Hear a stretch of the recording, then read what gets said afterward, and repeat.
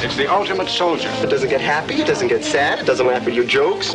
Number 5 is alive. It is quite simply the most sophisticated robot on Earth. Tonic. Gin. Tonic. Gin. Tonic. Gin. Tonic. Gin. Tonic. Robot. Tonic. Gin. Tonic. Gin. Tonic. Gin.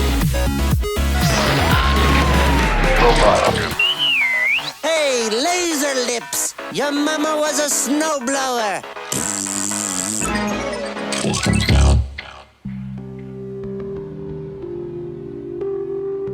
What's up, guys? I got a pretty crazy video to do today. I got a bunch of computer components in, new build, really excited. And we're gonna kind of go through that and you're gonna actually see some time-lapse footage of me putting it all together, so that should be pretty cool. But a couple things I wanna get through first. I just wanna thank you guys for sticking with the channel. It's been 2 months since I started and it's been pretty exciting to do this project. Lots of fun games, lots of good beers put away. So that's really been awesome and I hope you guys have been enjoying it. I'd like to know what you guys think about it, so go ahead and comment below like what you think of the content, any changes you think I should do or any tweaks to the format or anything. I'm gonna keep doing what I do, but if you guys give me some feedback, I always can improve it. Yeah, it's, you know, YouTube's been around for a long time and as a new creator, it's really hard to break through and gain some traction. So really appreciate it if you guys can follow me, social channels, kind of tell your buddies about my content and how it's going and share it. You know, if they're into beer or into games or, you know, think they might get a kick out of it, go ahead and share the content with them and let them know about my channel. And of course, if you haven't already, go ahead and subscribe and like the channel, follow it. There's gonna be a lot of crazy stuff coming. It's gonna be really fun. I got a lot of plans for this month, so it should be awesome. I wanna thank my buddy Malfunct. He actually helped me pick a lot of these components out. He had done a similar build late last year, and so I kind of had to pick his brain about components to get. So thank you, Malfunct. You're the man, dude. I hope we can stream again. If you didn't catch our stream, the Wobble Brewers Fest, we just did that 2 weekends ago, and that was a blast. Go ahead and there'll be a link, I think, up there for the card. Go ahead and click that if you haven't seen that and watch that video. And then it was a blast. I can't say too much more. I mean, you guys should just go watch the video. Malfunct and I, we planned ahead and we picked out 6 beers brewed in Washington that we felt covered the spectrum of the styles that are produced and kind of like actually covering some geographical territory. It's kind of interesting how we did it. So go watch that video. It was really cool. So I talked a little bit earlier about plans and I'm gonna kind of get into that now. So this new machine you see before you, not quite put together yet, but this is gonna help me do better streams and more importantly, edit much faster. And then that I think will open up hopefully a new pathway to maybe do content more frequently. We'll have to see, I don't know. But my productivity should go up, way up with this setup I'm gonna have here, and then hopefully the streaming will be much smoother, and then I'll have an easier time editing the videos. I've been editing my videos on a system that's about 10 years old. It gets the job done, but man, it's struggling, especially with the OBS footage, so this should kind of solve that issue, and I think things will go a lot smoother. It'll be a lot more entertaining for you guys, hopefully. I've got more content planned that is not quite game related. It's gonna be beer related, but not game related. A little bit more kind of like in the beer run style video, which check the card up here if you haven't seen that video. That was also really fun. I ran around town right when the quarantine kind of got lifted. So if you didn't see that, go check that out. That was a really cool, little fun little video. It's super short. Just go have a look at that, but there's gonna be more stuff like that coming. So lots more beer content coming. Lots more live streams coming. In fact, this right here, this is a huge piece of that. So I'm really excited. I finally got this done build. Let me talk about, man, trying to make this build. My processor was the first thing I bought. That was in late March, and then things just started going out of stock like crazy. This motherboard, I've been trying to order for over a month, and I broke down and I bought it used. And I've never bought a used motherboard before. I've been building computers for 20 years. This will be really curious to see what happens with this board. I have high hopes because it's they have a generous return policy. If there's anything messed up with it, I can return it. It's still, it took me so long to get all these components together that I'm really cutting it really close to the return period. So I gotta get this machine together really soon, fire it up, make sure it posts, make sure everything's cool with it. I'll go through each component and talk about why I picked these components and kind of my thought process behind that. So let's get into that. So as I mentioned, the first thing I picked was the Ryzen. It's a 3900X. And the main issue, like I said, was I was bottlenecking with my current system. The processors just wasn't really quite cutting it. And I don't plan to do any super crazy editing. I'm not gonna do like 8K or 6K or anything like that, but I just need it to be really crisp, responsive, fast playback. And then, so I actually talked to a buddy of mine who works for AMD, and this is the processor he recommended. So I went with this because I trust him, and I think he understood my needs for my system, not so much gaming, but more for the editing aspect. So he recommended this, and I went with the 3900X. Next up is the RAM. Now, admittedly, I hadn't built a machine since probably about 5 years ago. So I felt a little overwhelmed with the amount of options that were available out there. I did a lot of research, but at the same time, I felt a little bit like I was getting lost in the info, you know, the DDR speeds, and then just kind of some are crazy, you know, RGB lighting and all that kind of stuff. And I kind of thought, you know, I don't care so much about that. What I care about is I know that Ryzen has an XMP profile thing, so I want to just make sure that's all working smoothly together and that there's no stability issues with the system when I do the XMP, and let the system kind of do its own overclocking. I'm not a crazy overclock enthusiast, and I don't get that deep into the technical end of it. So that's why I chose this RAM. It was also, again, about availability. This RAM was a little bit on the higher end of the price scale, but it was still available when I was trying to put everything together. So I said, you know what? F it, I'm gonna bite the bullet. I just went for it and bought that RAM.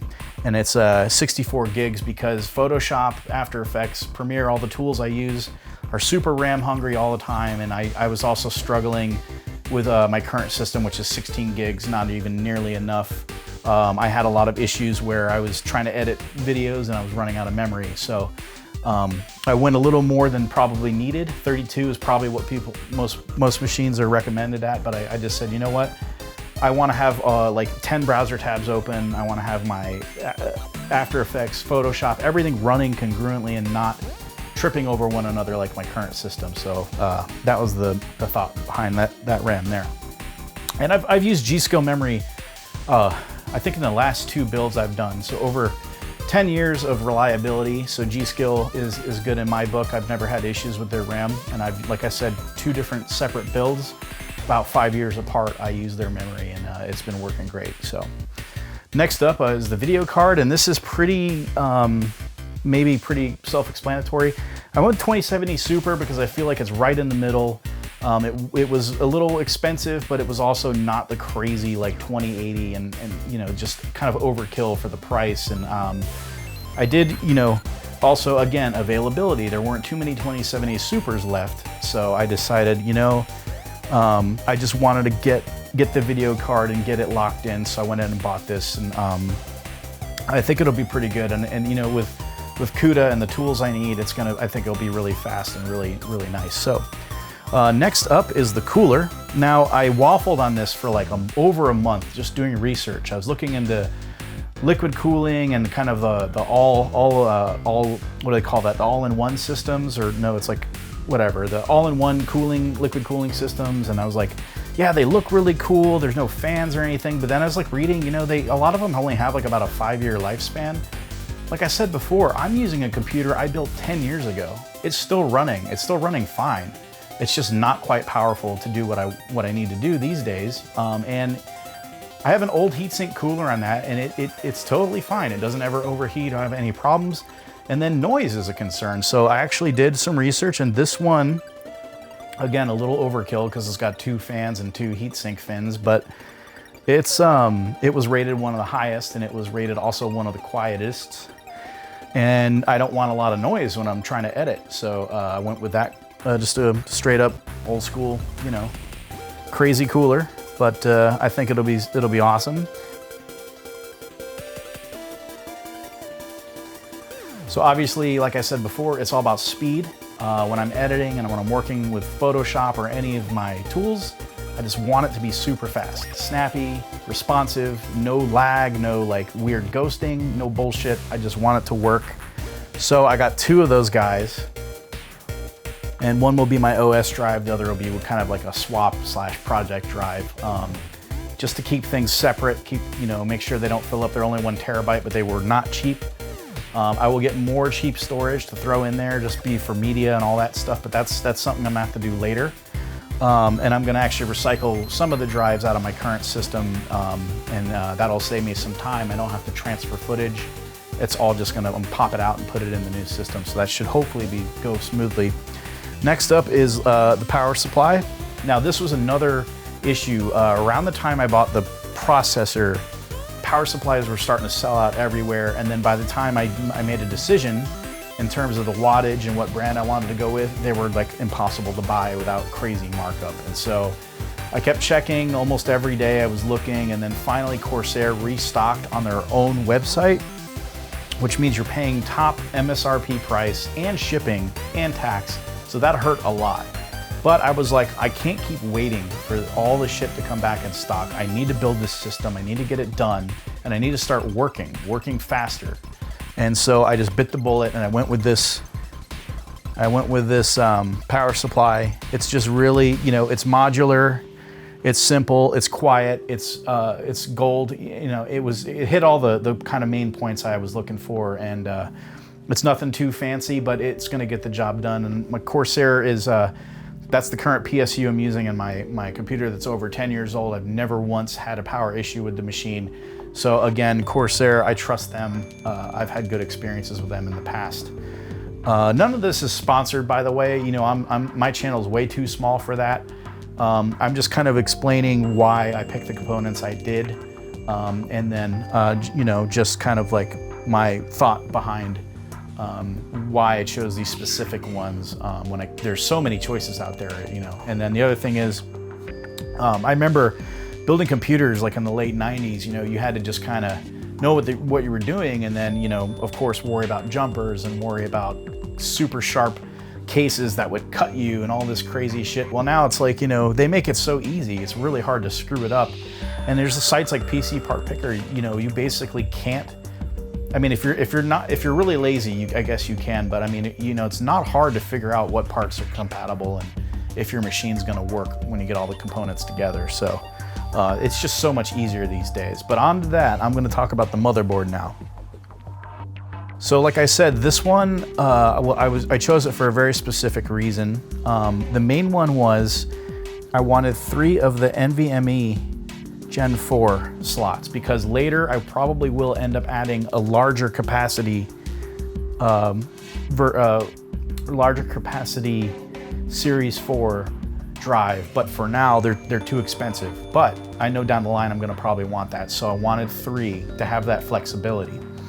The other thing is, this will be the first machine I build with any kind of lighting at all, and I kind of did like the idea, even though it's just one simple light, I did like the idea of having a little RGB kind of like, just to kind of spice it up a little bit. So that also, it was like, if you were to say like what percentage of my decision was hinged on that, like I'd say 5%, right? The other thing I like about this board is there's I don't know if you guys will be able to see it, but it's not that exciting. It's just on the back, the inputs and outputs it has. I just, I'm sometimes working from a lot of external drives, and I want a machine I can plug a lot of shit into. So that was another reason I like this board. And I've built, let's see, I've built at least 3 machines with MSI boards in the past. Again, it's like you got to use what you know, and then reliability is key for me. So I've never had issues with the MSI on their boards. I know sometimes it's like a roll of the dice, but I mean, I've done Intel, AMD over the years, both. And again, no problems, no issues. I don't even have to play around in the BIOS that much, which I really appreciate. I mean, I remember way back in the day, you know, you go in the BIOS and had to manually configure a whole bunch of shit, and now it's all done automatically, and it's so easy, which is awesome. So that's cool. And so, like I said, this board, it took me over a month to get it, and I had to buy it, you know, wasn't refurbished. I think it was a return. And so all the little extra goodies were in there. The board looks pristine. I trust, you know, that they tested it and everything. So, you know, I only saved about like 20 bucks, which is absolutely ridiculous for buying a used motherboard. But I mean, like I said, it was the only one I could find that wasn't marked up like several hundred bucks. So that's why I went with this one. So I'm really stoked to see what it can do with, you know, I'm sure it's going to need a BIOS update right away, but you know, the XMP thing, I'm excited to explore that and see what kind of performance I can get out of the machine, especially with a crazy cooler like that. Hopefully we'll not have any temperature issues. Lastly is the case. Now, I've never owned NZXT. I've always done either Leon Lee or Antec, or I just did a Silverstone case because I built a small form factor computer, which has been awesome. But I did a lot of research this time. I was looking at Corsair, I was looking at other case manufacturers that I'm familiar with, but NZXT, they just had a lot of really good reviews. People seem really happy with the cases, the quality of them. I like that this one had tempered glass, and I know a lot of the cases have that, but this one, I looked at one thermal take that was like, I think it weighed way too much, and I don't want to mess around with a case that's too heavy. Even though I'm not moving it, I'm not going to LAN parties like back in the day, it's still like, if I have to move it for any reason, it's kind of in a corner. I don't really want to fuck around with like lifting a super heavy 50-pound machine. So the NZXT, and it also, you can see in the box here, it had a couple USB plugs on the top, which is really nice, and then USB-C up there, so that's going to be cool. I don't care about audio, but I guess nice that that's up there too. But you know, simple, really just kind of simple, and I think it's going to look really good. And then the other thing was, like, I was worried about buying a extended ATX board, because I know that there's a really good cable management in this case, and that's another reason I chose it. And those boards are just, I think, a little too wide to really be used in there. So hopefully this Mobo here will be really easy to manage cabling and keep everything nice and clean and looking really, really good. So that's the system. And so that's why I chose each component and my thought that went into it. Again, this is the first time I've built a system in over 5 years, so it was a lot of catching up and doing the research and kind of reading reviews and seeing what people like. So yeah, so that's it. And so I'm gonna put everything together now, and hopefully the next update you'll hear from me is I'm on my new system, kicking ass, editing, playing games, like doing everything I'm doing, but doing it much faster, and it's gonna be just awesome. So hopefully, you know, so I really hope I don't have to return anything. I really hate to do that, and now that the supply issues are still not worked out, that would be a nightmare for me, that like I have all but one component to get everything up and running. So I'm gonna be careful, you know, I'm gonna go slow, take my time. I've been doing this, like I said, for over 20 years, so hopefully it's still as dummy proof as you know, my last build 5 years ago was completely flawless. So anyway, I'm gonna get to it and take some time lapse so you guys can kind of see how I do, and then yeah, so if that was cool, let me know. If you just did a build recently, let me know what your specs are, and if you're planning a build, let me know what you're thinking, and if you're waiting for, you know, the next line of Nvidia or maybe the next AMD update or whatever's coming in the future, let me know what you're waiting for. I know later this year we're gonna see new Nvidia, but I was like, I don't wanna wait, you know. I don't care if in the fall some crazy awesome, you know, card comes out. Maybe I'll upgrade if I have to, but I really don't think with the 2070 I'll probably be okay for a while. The only game I can think of that's coming is like, it's gonna be so ridiculously demanding would be Cyberpunk, and we'll have to see. You know, I would hope they optimize it for, you know, this level, but I don't know. I mean, the game keeps getting delayed. Hopefully they just keep making it better, keep optimizing it, and it'll just play awesome. So we'll have to see about that. So, all right, well, I'm gonna go ahead and build this thing. So cheers, thanks for sticking with me so far, and we'll see you on the flip side.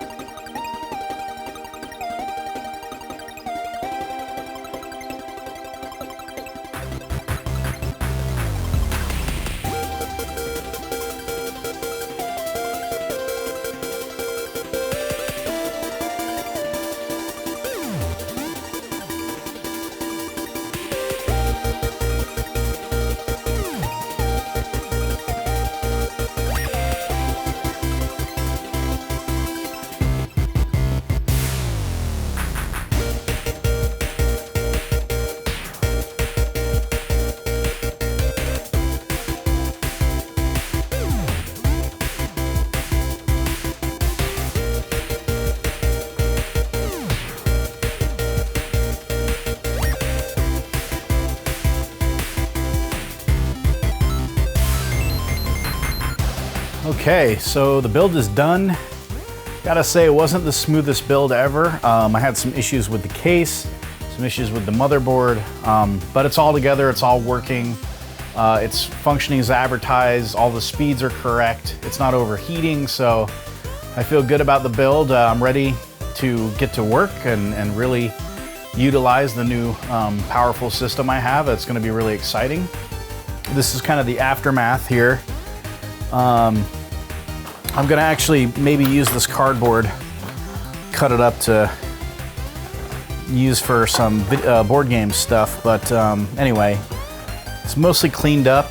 There's got some beers from the beer run today, so there's that. All in all, not too bad. So yeah, I'm really stoked for the new system. I think efficiency-wise is going to be a really big improvement, and I'm really excited to use it to create even better videos. So if you guys enjoyed this, let me know. I'm not trying to be a tech tuber here. I don't want to make a habit of building systems. Like I said, I do it about once every 5 years, but it's kind of a necessary evil. I used to think it was really fun. This one was, it was fun, but there's with a fair share of frustration too. So I won't get into the nitty-gritty, but everything's working, and so it's all good. So yeah, in closing, I mean, you know, it's hard to grow as a new channel right now, especially a gaming channel. Very crowded market. I feel like the beer aspect, I'm offering something that's pretty unique, but it's still hard to grow. So I need you guys to really help support me. So like, follow, subscribe, tell all your friends, share my content if you get a kick out of it, if it's entertaining.